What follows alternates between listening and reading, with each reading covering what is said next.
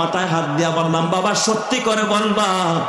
রাত্র 2:45 তোমাদের দুইজনকে মসজিদে কান্না করতে দেখেছি, বলো তোমাদের কি সমস্যা, কি কারণে তোমরা রাতের বেলায় কান্না করেছ? ছেলেটা এই কথা বলার সাথে সাথে হাউমাউ করে কেঁদে দিয়ে আমার ডাক দেখ, ওস্তাদ আপনি আমাদেরকে চিনেন না, আমরা দুইজন আপন ভাই, আমাদের বাবা নাই, আমার বাবা আরো 8 বছর আগে ইন্তেকাল করেছে, আমরা দুই ভাই এতিম, আমার মা মানুষের বাড়িতে জিয়ের কাজ করে, বুয়ার কাজ করে, ছোট্ট একটা বোন নিয়ে পাশের বস্তির মধ্যে ভাড়া থাকে। আমি বললাম, বাবা বুঝলাম, তুমি রাতের বেলায় কেন কেঁদেছো আমাকে বলো। কয়, হুজুর এইটা আমার ছোট্ট ভাই, আমি হেফজখানায় পড়ি, ও নাজেরা পড়ে। হুজুর আমার ভাইটার ওই সময় চিকুনগুনিয়া জ্বরের অনেক ছড়াছড়ি ছিল, আমার ভাইটার চিকুনগুনিয়া জ্বর, গত কয়েকদিন যাবৎ খাবার খাইতে পারে না, আর মাদ্রাসার মোটা চাউল আর ডাউলের পানি আর আলু ভর্তা